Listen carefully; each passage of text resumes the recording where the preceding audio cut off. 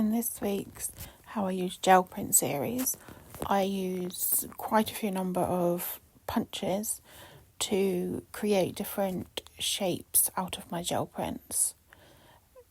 They're in 300 GSM card or 160 or 250, I believe.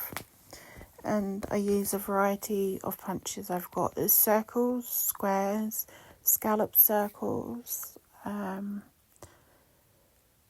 hexagons, butterfly, flowers, so I get the most out of the print. And then what I do with it, you'll see towards the end of the video, I make little collages from them. Very simple, sort of 10-minute activity to get your brain into gear to craft. So I'm just showing you all the different things that I punch and getting the most out of it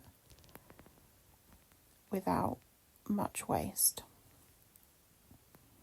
These can also be used in junk journals or any kind of journal, or as feature pieces on ATCs with the smaller ones, or as focal points on slightly bigger collages. They can be used on card fronts to make patterned card bases. The list is endless.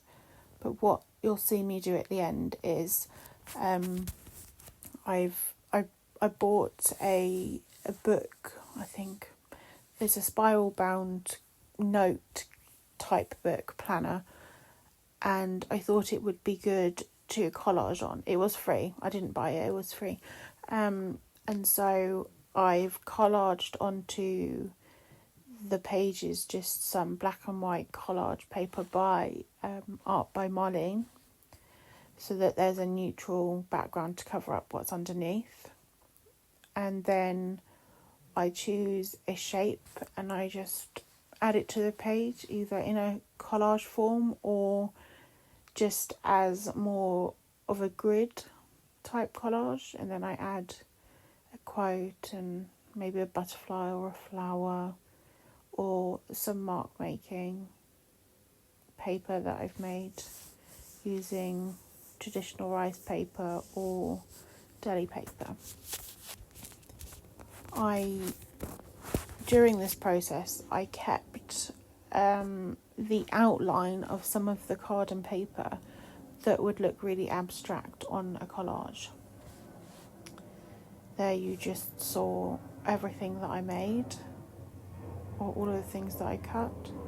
I won't show you every single piece because I'll be here for a very, very, very long time. But it's amazing how one big print can be cut down into so many little ones and just look so different. I like that I've got like mini collages in one place and it's all just from a gel print. I think my favourite shape was the square because it's you can use it to make a nice grid journal. And I might use these things to make card bases and things in the future to show you. These little rectangles are so cute. And these flowers are too.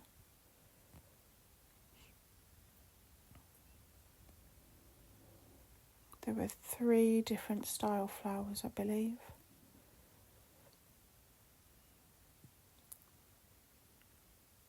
Little butterflies. These make nice accent pieces on anything. I used them on 1 or 2 of the first collages.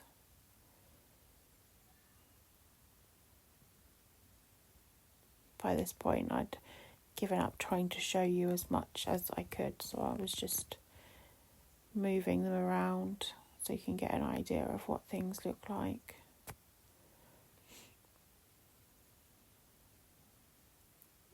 The semicircles look nice with circles or squares. So So my scalloped punch. I think I actually broke this by the end of it. Or it was the square one, because going through layers of paint and then thick cardstock was just too much for the punch.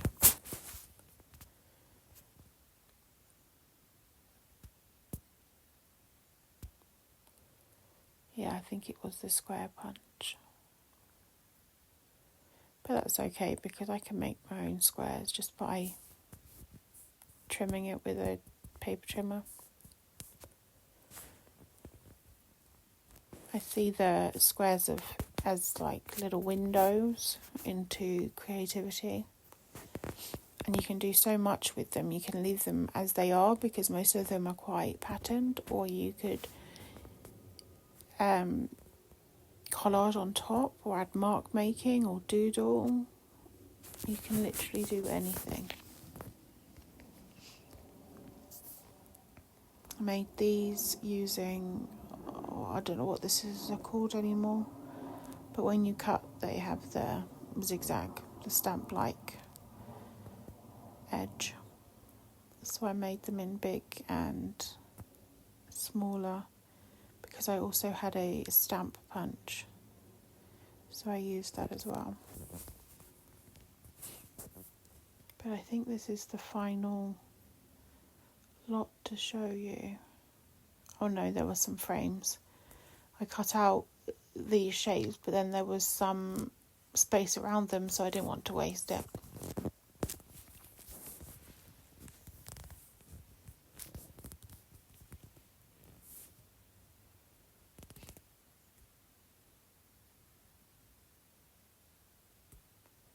This is how I stored most of them. And here's the collages that I've made so far.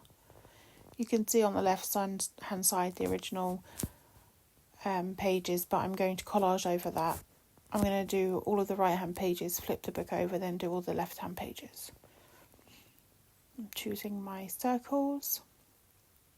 I tried to think light, medium and dark tones, but I'm still not quite there. I'm just using Pritt Stick to stick this down, because there's no paint underneath the circles, so I didn't need the strong adhesion. But to stick these circles down, the smaller ones, I used some Nuvo PVA glue, because it's sticking onto a gel printed surface. And now I'm just adding in some texture, just one lot of mark making, nothing too out there. I really like it on this traditional paper, because it literally just melts into the background.